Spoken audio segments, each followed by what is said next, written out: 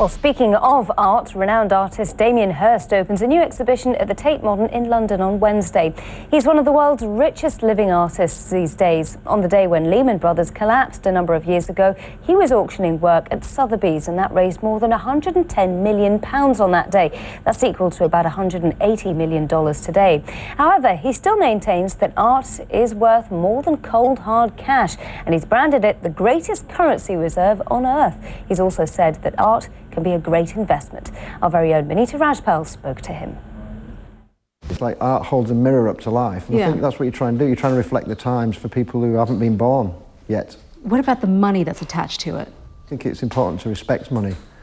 And I think, you know, I mean, a lot of people talk about my work in terms of money, and I think a lot of criticisms say, money is a sort of key. You think, you know, I'm going to get more people's attention if it sells for more money. What about the fact that that's how some people place value on a piece of art? Well, people use money to place value on everything, you know. It's like, but, you know, I mean, I always think there are no pockets in a shroud, you know, and it's like, you know, no matter how much money you've got, you know, you can always be remembered for the size and ornateness of your headstone, but, you know, at the end of the day, nobody's taken any with us, so you've got to take it with a pinch of salt. But in terms of the kind of work that you produce, do you still go for shock value? I mean, I don't know if it's, I mean, shock's the right word. I mean, I've always wanted to get people's attention, and I want to get people's attention whether they want to give it or not, you know, and I think that's a good thing. But I think, you know, I've always been aware that you have to make art that stands the test of time too, you know. And how do you continue to compete with yourself? I mean, I love art, you know, it's like, so you just, you know, I mean, I've got 3 kids, I've got a 6-year-old who... What do they think of your work?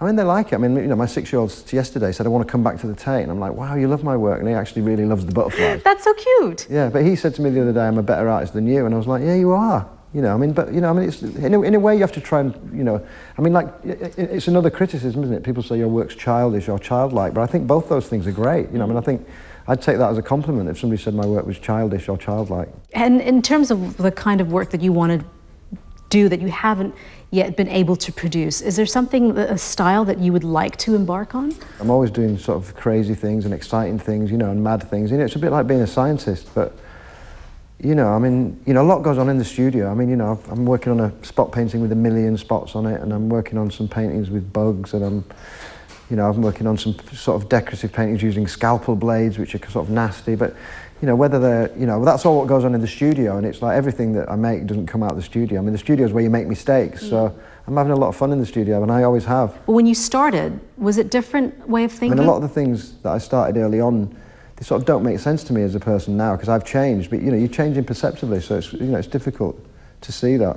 I mean, the first room you go in the Tate show, I still find it kind of awkward and a bit embarrassing, because I just think, my God, what, you know, the painted pans looks very car boot sale, you know. Is there a piece of work that you're most proud of? The diamond skull is a special favourite, the shark, the fly piece, 1,000 years. They're the ones that, you know, the most successful for me. You know, it's but then, you know, but as an artist, you kind of always like your new work, you know. Yeah. But then I don't want to end up like David Bowie singing all my own songs at the concert and boring the audience senseless. It's a fear for all artists, isn't it? You know, David Bowie included, that you are, you know, that you love your new work, but, you know, the punters don't. People love you. They say, I love your work. Have you got any left? The old work. What do you want people to get out of your mid-career retrospective? Well, I mean, I hope more people like it than don't like it. I mean, you know, and a reaction to that I always like is people walking and go, wow, you know, even if they're, you know, whatever they're looking at, I think, you know, wow is a great reaction. Does it matter to you if it doesn't? If it doesn't, people don't respond? I mean, I would hope that, you know, even, you know, whether they like it or don't like it, I hope they're still thinking about it the next day when they wake up. Well, Hirst is renowned for several iconic and evocative pieces, from the animals in formaldehyde, like this shark, for example, to his spot paintings, which are, well, just spots. But his favorite, he says, is the $80 million diamond-encrusted skull that he sold 5 years ago.